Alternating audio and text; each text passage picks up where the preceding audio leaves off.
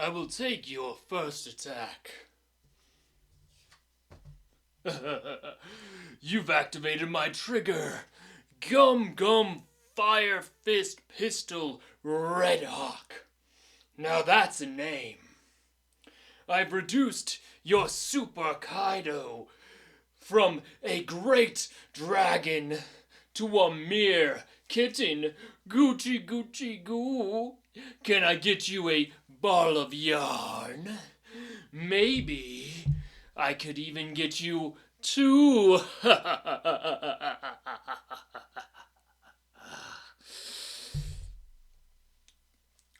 Very extra, but at this point, I give up. This is the Everything event video. We're going to be talking about all the different events today. And what we're going to be starting off with is Gum Gum Red Hawk. We're going to be starting off with red like we normally do. Counter up to one of your leader cards gains plus 4,000 power during this battle. Then K up to one of your opponent's characters with 4,000 power or less. A lot of the time, the way that you play around this is by donning up the characters that you don't want to die off of it before, if you see that red has 2 Dawn open. So that's one of the major things that you can do to go around Red Hawk. It triggers for something pretty cool. I'm not going to go into that because this is the event video. And then I'm going to be talking about 2 at the same time. We're going to be talking about Guard Point and Radical Beam, mostly because they are very similar. Guard Point for 1, your leader or one of your characters gains 3,000 power during this battle.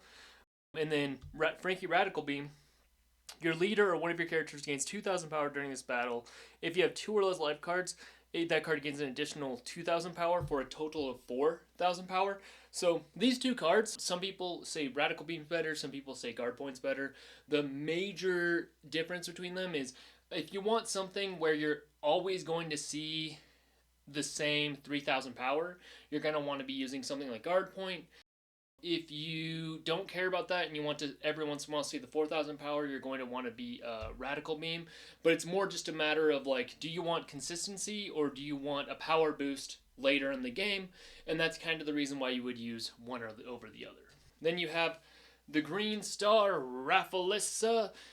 Give your opponent's leader or one of their characters minus 2,000 power during this turn. It is okay. It's pretty good against specific things, but for the most part, you're not going to be running it because most of the time, you're going to want to give your characters plus because it gives you plus more than giving their characters minus power, of course.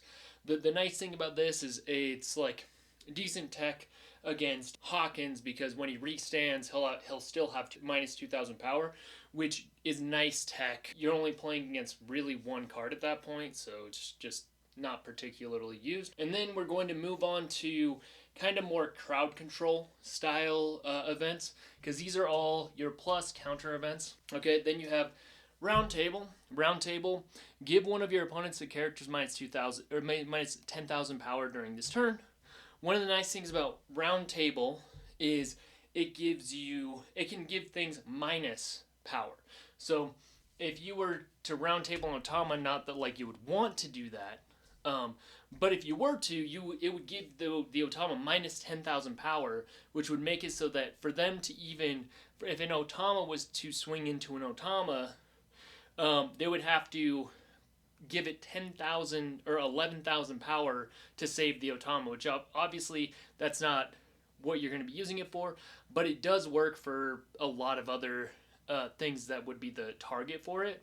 So that makes it generally a better card because of that. And then you have everybody's favorite card, of course, the Gum Gum Jet Pistol, which is KO one of your opponents with 6,000 power or less. And then the major thing that you're going to be seeing with that is stacking it. If you're not just going to outright kill something with 6,000 power, you're going to stack it with Otama or Traffy, or there's also the promo Gordon. And generally, in my opinion, one of the best targets for the Otama Jet Pistol would be the 8-drop Kid, because it is really hard to get over otherwise. And if you can just like take it off the board with 2 cards, it's really, really good play. And then that is your more CC crowd control style stuff in red.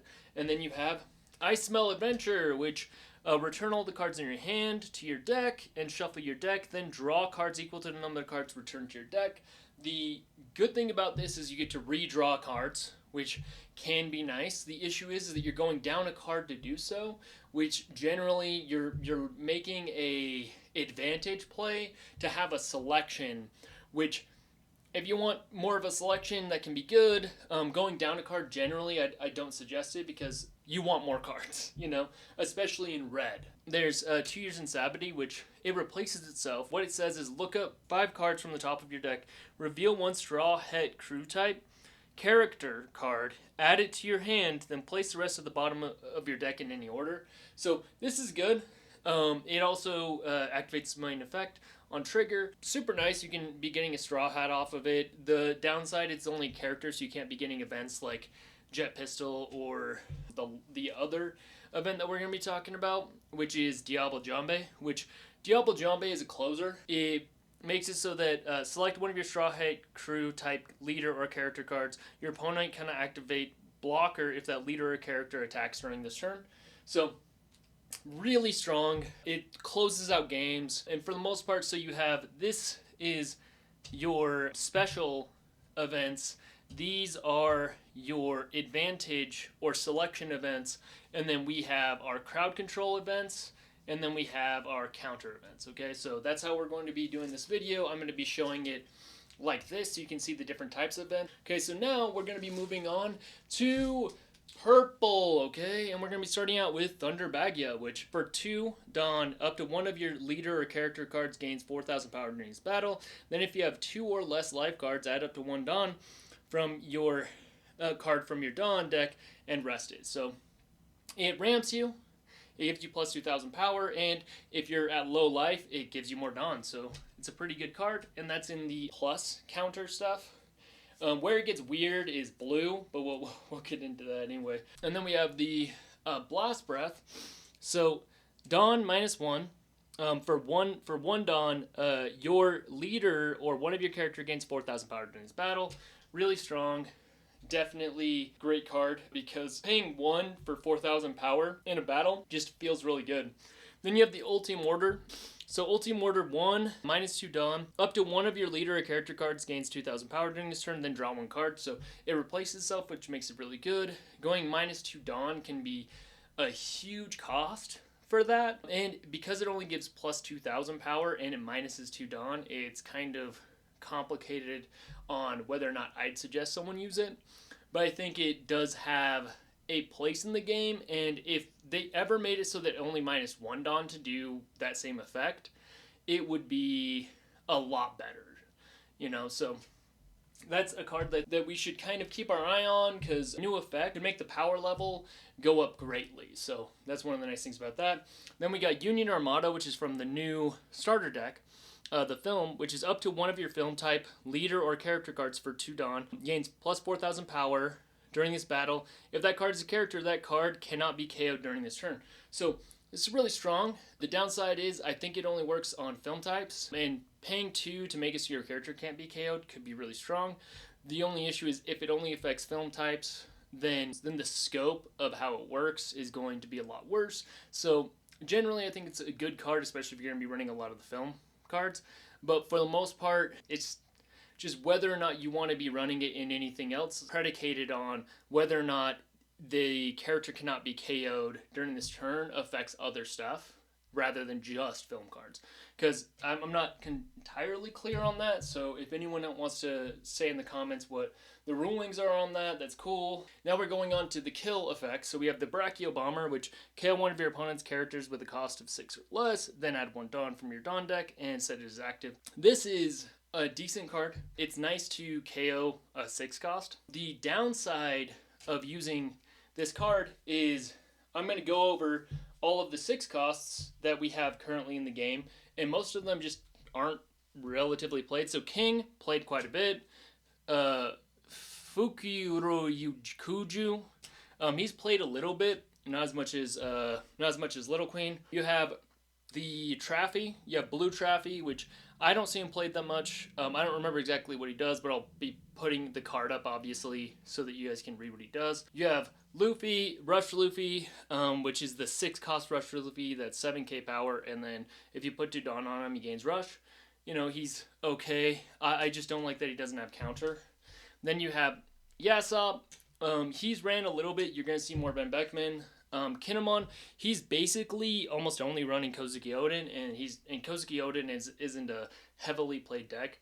And then you have Rush Queen, which is worst queen. Paying 6 for 5k that rushes for a minus Dawn is just does not feel good. But there you go. So that's everything that's 6k. So for the most part, when you are using it, you're going to actually be getting 5k. So you're making a small tempo loss.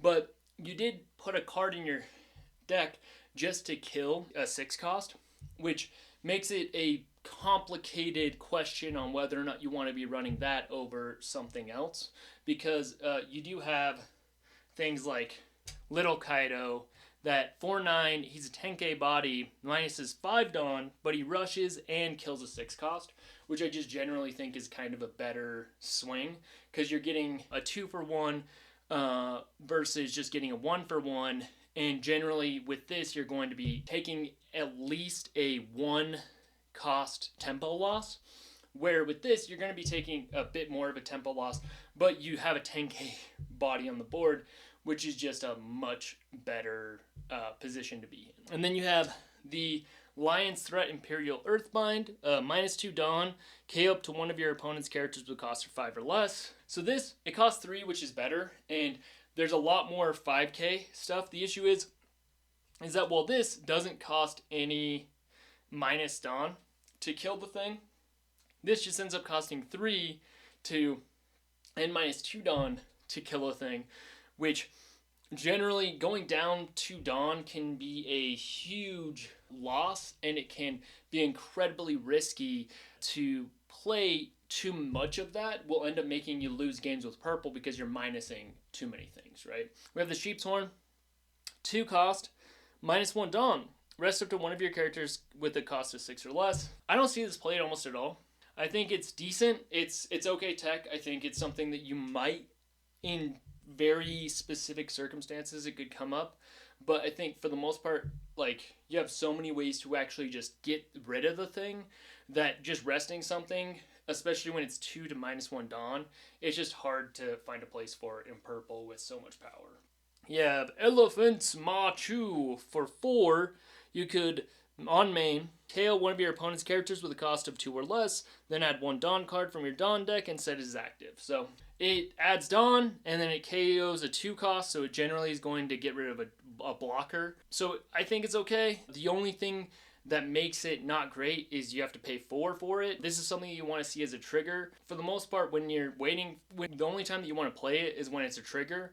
It's just risky to even be playing. We got the Lead Performer Disaster, which this is in the advantage. So for 4, you draw a card, then add 1 Dawn deck, then add 1 Dawn from your Dawn deck and set it as active.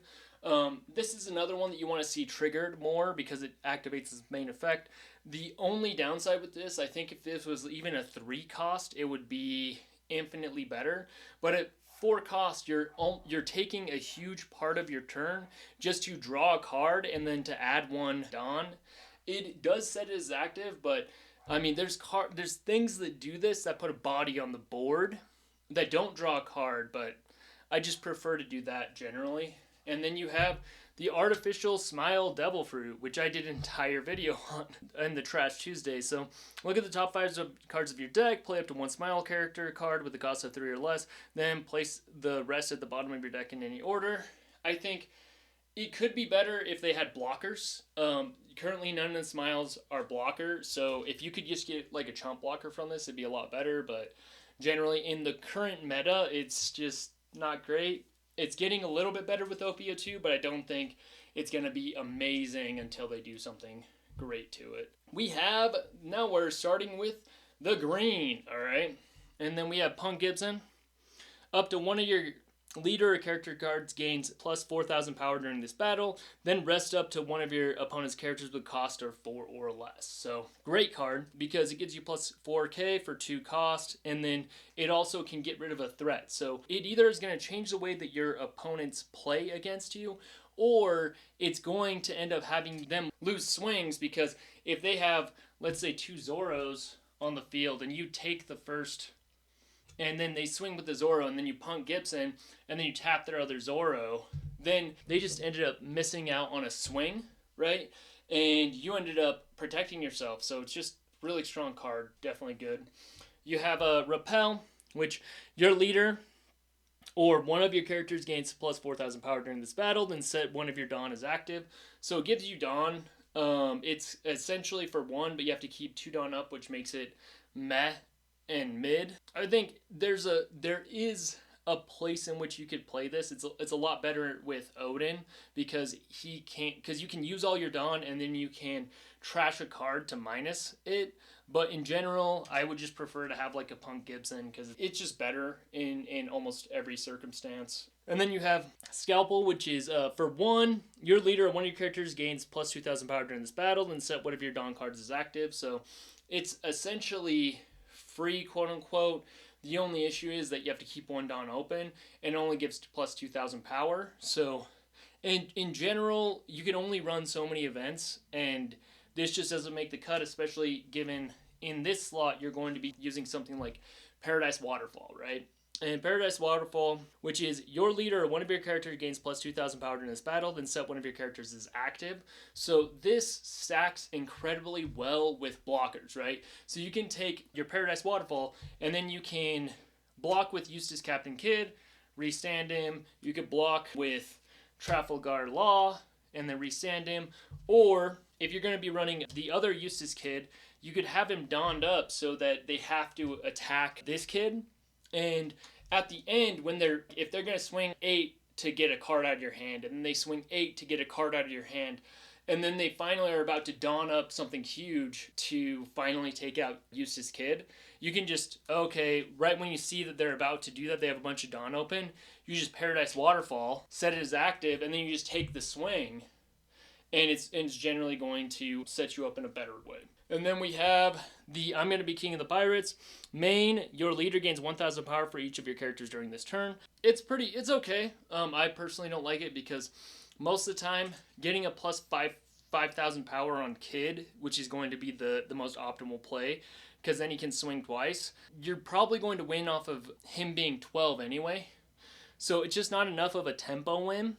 And you already have to have a loaded up board for it to be useful, which if you have a loaded up board, you're generally going to be winning anyway, right? So it's kind of a win more card, and that's kind of the downside with that. But I guess this is kind of in the weird place between power and attack, I guess. And then you have Bing, which is you may trash 1 Land of Wano type card from your hand, set one of your Land of Wano type cards as with a cost of 3 or less as active. Paying 3 to set a 3 cost as active, it's just a pretty big tempo loss.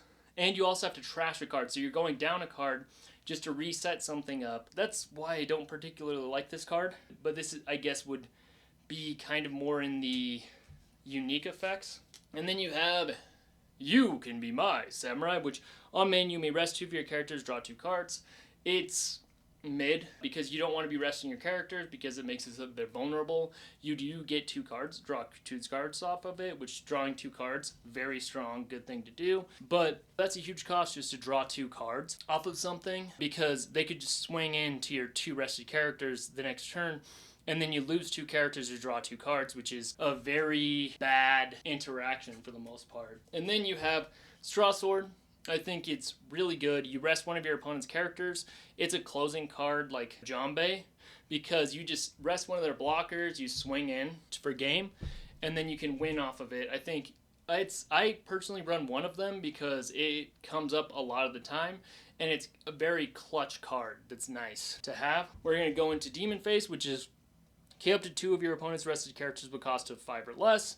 So this is pretty good. It ends up having, ideally, you will get a 4 cost tempo win, and you are taking 2 bodies off the board, which is really good. The only major issue with it as a card is that to kill 2 characters, you're using an event card, and the fact that they have to be rested makes it so that they've already done damage to you, which makes it not as good of a card, or you have to be using even more resources to make this useful.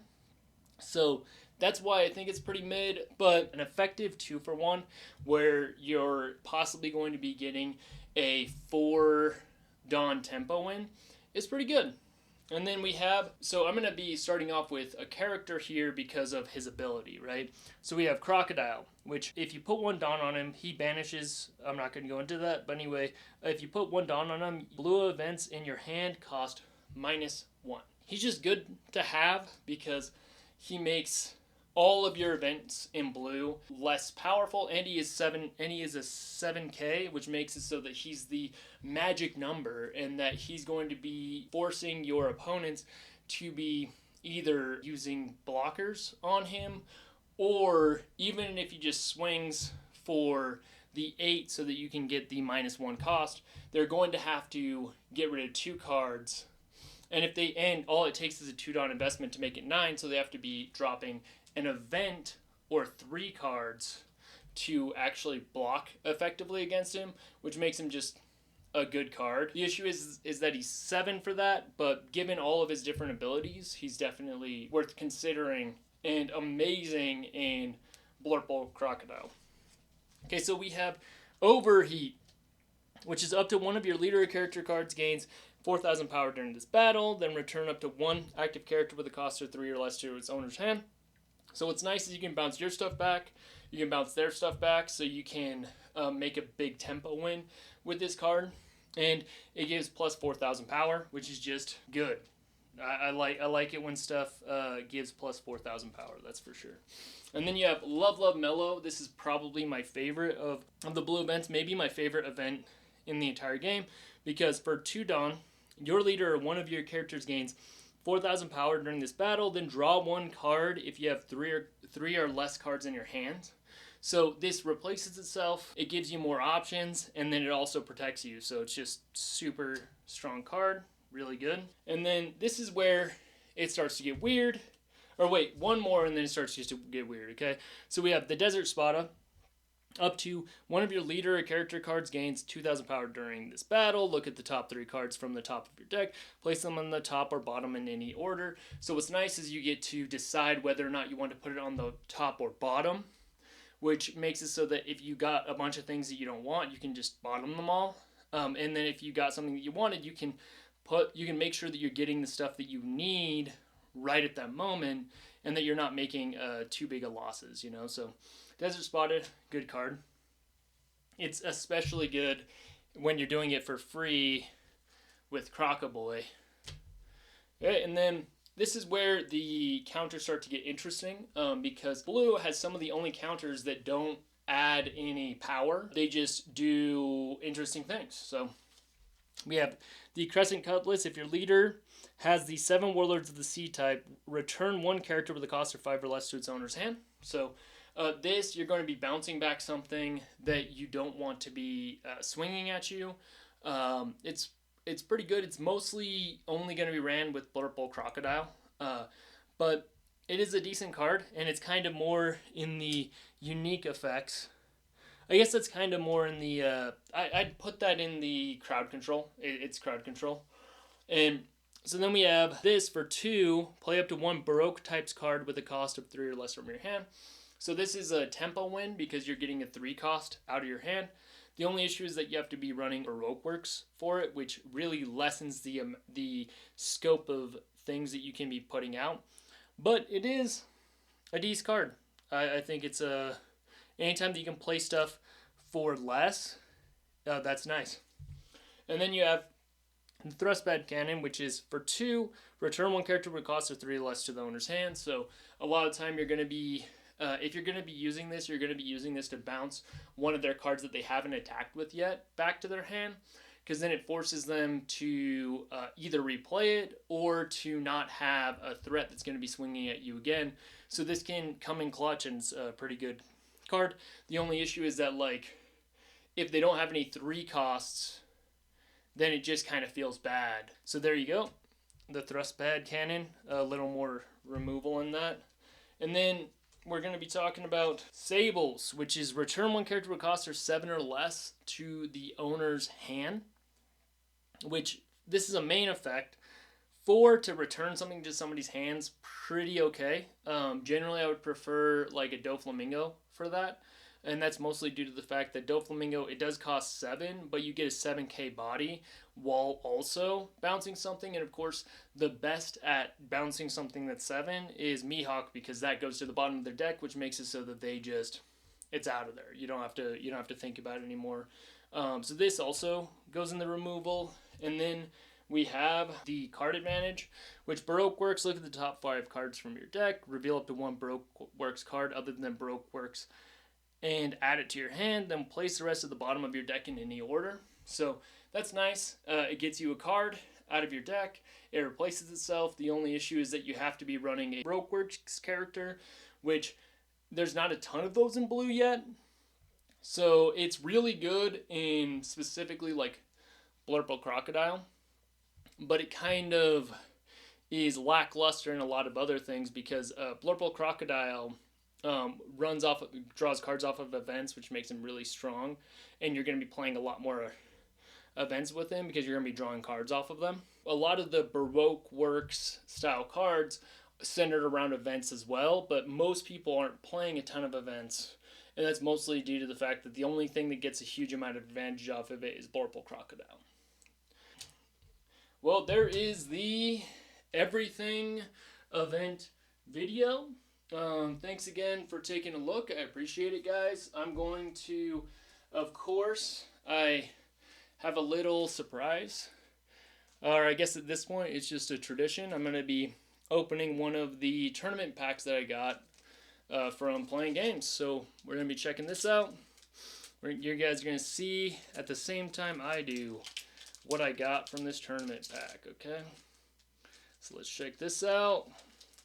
Let's see if I got anything crazy. All right. 1, 2, 3. And I got another one of the Kaidos. So 8 for 9k body. Add 1 Dawn card from your Dawn deck and set it as active. This is one of the cards that you want to see. Definitely a good card. I'm happy with it. This, I believe, might complete my playset, which is nice. So if I want to start running him, I can start running him.